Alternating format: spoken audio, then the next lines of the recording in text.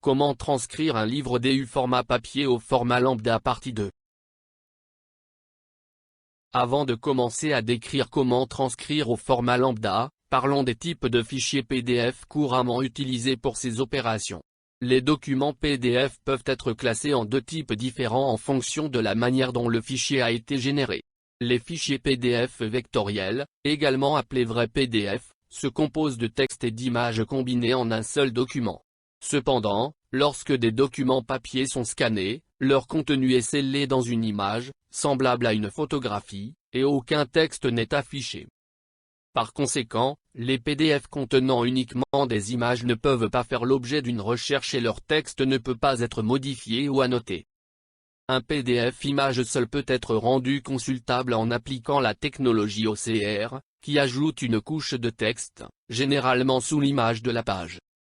Pour effectuer cette opération, il existe des logiciels spécifiques tels que Adobe FinoReader ou Achamp, mais il en existe beaucoup d'autres. Sur cette image, on peut voir une comparaison de deux fichiers PDF. Celui de gauche est un fichier image, tandis que celui de droite est un fichier vectoriel. Comme vous pouvez le constater, le fichier vectoriel n'est pas pixelisé car les éléments qu'il contient ne sont pas représentés par des pixels mais par des informations numériques. Nous commençons à imaginer que nous disposons d'une page au format PDF de type trou. Nous insistons sur cet aspect, à savoir le type de fichier, car si nous utilisons un fichier PDF issu d'une numérisation traditionnelle, le programme InftiReader n'offrira pas de résultats satisfaisants, à moins que le contenu de la page ne soit très simple. Supposons également que nous ayons déjà installé InftiReader et InftiEditor. Ouvrons le programme InftiReader. Sélectionnez les options Imager PDF et 600 de pi. Sélectionnez également la section du format de fichier de sortie. Dans notre cas, nous choisissons IML car avec ce format, nous pouvons ensuite l'ouvrir avec InftiEditor, l'outil qui nous permettra d'intervenir pour corriger les éventuelles erreurs. Gardez à l'esprit que dans InftiReader, nous ne pouvons pas faire d'intervention de correction, à l'exception de la configuration des outils les plus appropriés pour la reconnaissance. Dans le menu Fichier, sélectionnez l'option Ouvrir un fichier. À partir de là, nous allons importer notre fichier PDF.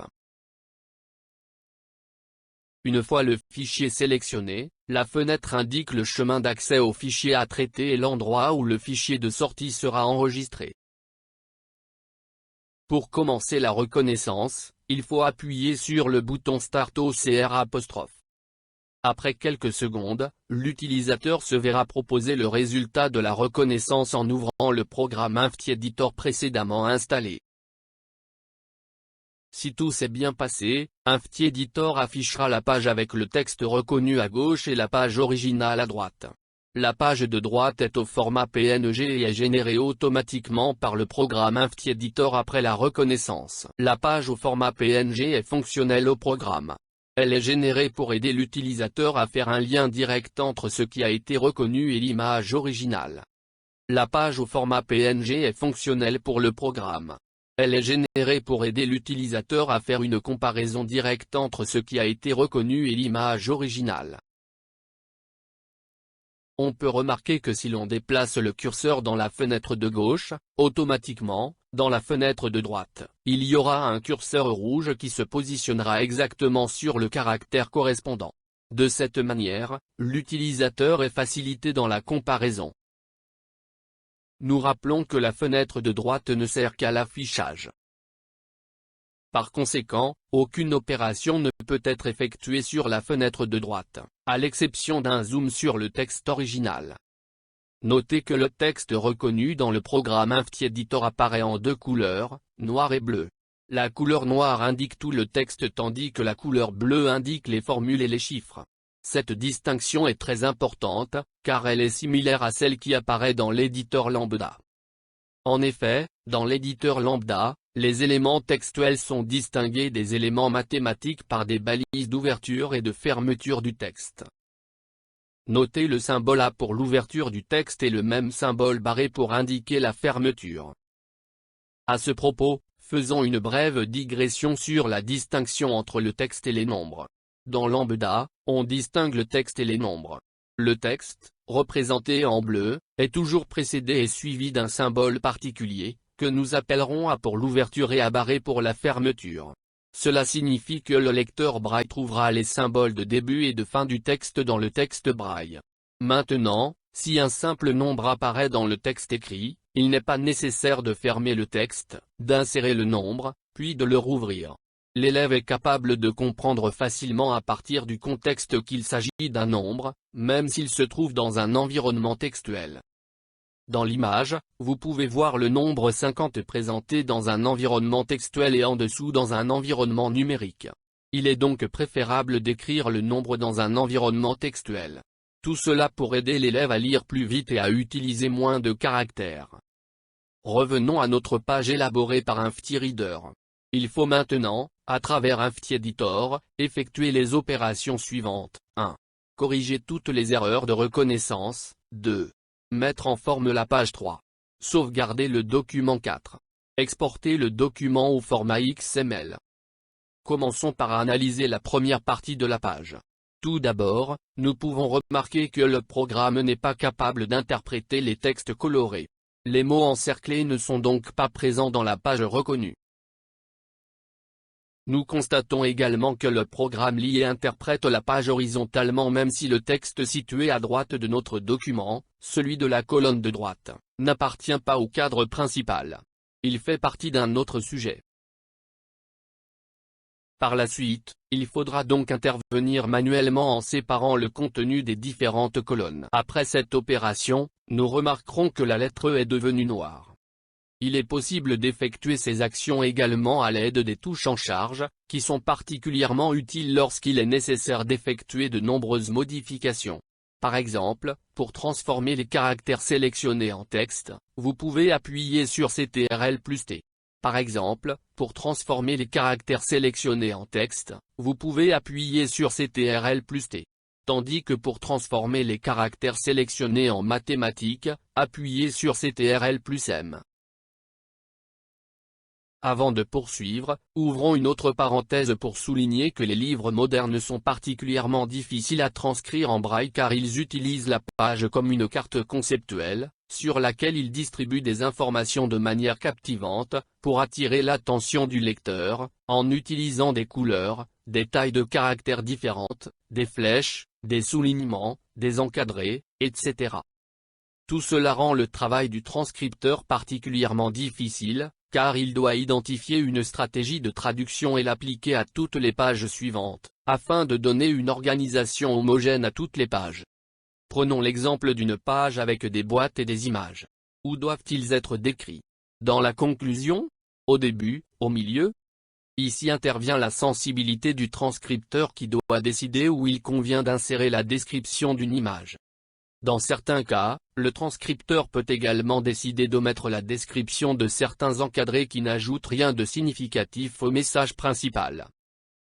Tout cela rend le travail du transcripteur particulièrement difficile, car il doit identifier une stratégie de traduction et l'appliquer à toutes les pages suivantes, afin de donner une organisation homogène à toutes les pages. Prenons l'exemple d'une page avec des boîtes et des images. Où doivent-ils être décrits? Dans la conclusion? Au début? Au milieu? Ici intervient la sensibilité du transcripteur qui doit décider où il convient d'insérer la description d'une image. Dans certains cas, le transcripteur peut également décider d'omettre la description de certains encadrés qui n'ajoutent rien de significatif au message principal. De même, il peut parfois être utile de ramener une partie du contenu de la page suivante sur la même page si, par exemple, il s'agit d'un texte dont la phrase se termine sur la page suivante. Pour une personne voyante, tourner une page d'un livre n'est pas un problème, alors que pour une personne aveugle, cela l'est, elle doit fermer une page et en ouvrir une autre pour comprendre le sens de la phrase. Nous revenons à notre page à transcrire. L'essentiel concerne tout ce qui est inséré à l'intérieur de la case exemple, tandis que les cases à droite de la page peuvent être reportées en bas de la page. Ensuite, à l'aide de l'outil copier-coller, nous remettons les éléments de la page dans l'ordre. Transformons maintenant les éléments mathématiques en éléments textuels. Par exemple, notez que le caractère E doit être transformé en texte. Pour ce faire, sélectionnez l'élément en question et, dans le menu Format, choisissez l'option Mode texte. Après cette opération, nous remarquerons que la lettre E est devenue noire. Il est possible d'effectuer ces actions également à l'aide des touches en charge, qui sont particulièrement utiles lorsqu'il est nécessaire d'effectuer de nombreuses modifications. Par exemple, pour transformer les caractères sélectionnés en texte, vous pouvez appuyer sur CTRL+T. Par exemple, pour transformer les caractères sélectionnés en texte, vous pouvez appuyer sur CTRL+T. Tandis que pour transformer les caractères sélectionnés en mathématiques, appuyez sur CTRL+M. Mais continuons avec la reconnaissance du fragment en question. Voici le texte original. Ce que vous voyez dans cette image est le résultat dans l'éditeur Infti, après avoir coupé le texte qui n'appartenait pas à la boîte courante. L'opération suivante consiste à supprimer les caractères de la nouvelle ligne dont nous n'aurons pas besoin dans Lambda puisque la disposition braille sera complètement différente. Maintenant que notre texte a été corrigé, nettoyé et que les nouvelles lignes ont été supprimées, nous pouvons procéder à l'enregistrement de la page au format YAML, qui est le format propriétaire d'Infti Reader.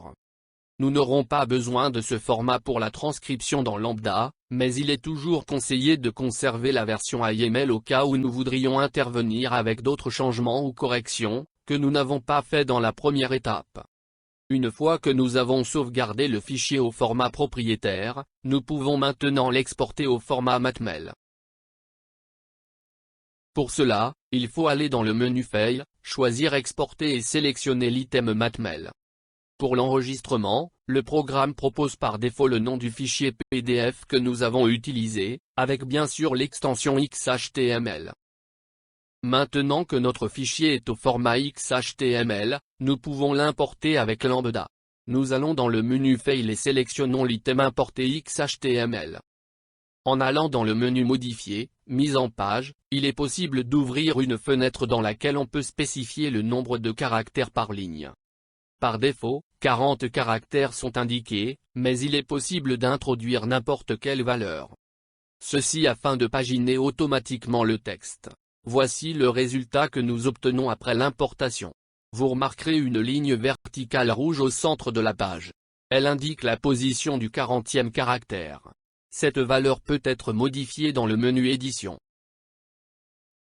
Après avoir confirmé avec OK, le programme propose la nouvelle page, en enveloppant le texte qui dépasse la limite de 40 caractères, sans rompre les mots. En allant dans le menu Modifier, Mise en page, il est possible d'ouvrir une fenêtre dans laquelle on peut spécifier le nombre de caractères par ligne. Par défaut, 40 caractères sont indiqués, mais il est possible d'introduire n'importe quelle valeur. Ceci afin de paginer automatiquement le texte. Après avoir confirmé avec OK, le programme propose la nouvelle page, en enveloppant le texte qui dépasse la limite de 40 caractères, sans rompre les mots. Il ne reste plus qu'à intervenir manuellement pour corriger les inévitables erreurs de reconnaissance et insérer les éléments non reconnus. Dans ce cas précis, le programme n'a pas reconnu le tableau qui apparaît en bas à droite de la boîte. Dans ce cas, le transcripteur devra aller dans le menu Insertion, Tableau et insérer le tableau des signes.